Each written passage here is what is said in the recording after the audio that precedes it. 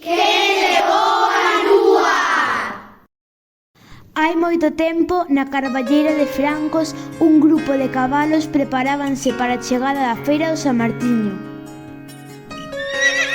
Coa lúa no alto, rincharán para celebrar a festa.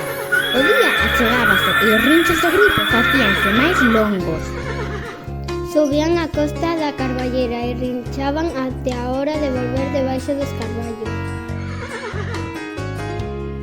Mentres tanto, os poldros trotaban pola carballeira.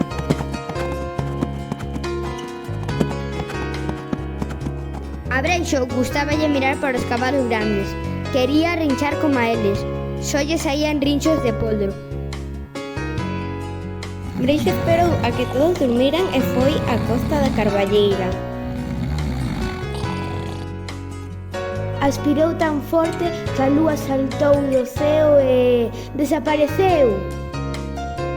Breixo sentiu algo na goxa e non pudo seguir rinchando. Todo estaba a escuras, non sabía o que pasaría. Mellor será volver a casa e dormir deica mañá.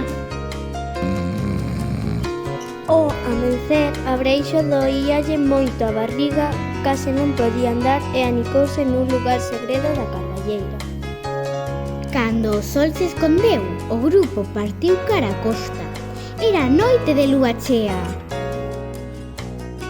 Os cabalos sentaron na costa. Esperaron a que a lúa asomase, pero por moito que esperaron, a lúa non saiu.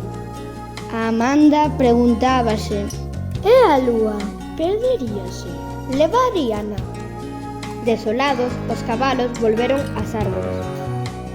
Cando chegaron, encontraron a Breixo laiándose da dor. O cabalo tratou de consolalo. Tranquilo, Breixo, axudarémoste. O cabalo vello preguntou: que fixeches antes de te poñer malo? Breixo abriu a boca para contestar e todos viron unha luz intensa.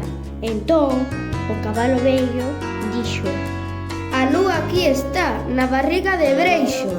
axudaron a se poñer en pé e levárono á costa. Esperaron a que se fixera de noite. Intenta botar afora, Breixo. Breixo pechou os ollos e a lúa volveu ao ceo. Os cabalos grandes trincharon a lúa e os poldros xogaban pola carballeira. O cabalo vello achegouse a Breixo e díxolle: cando sexas quente controlar o galope e as túas costas sexan quentes soportar a monta, ese día poderás rinchar. Cando xa volvían xunto ás árbores, Breixo mirou a lúa. Estarás aí cando aprenda a rinchar. A lúa sorriu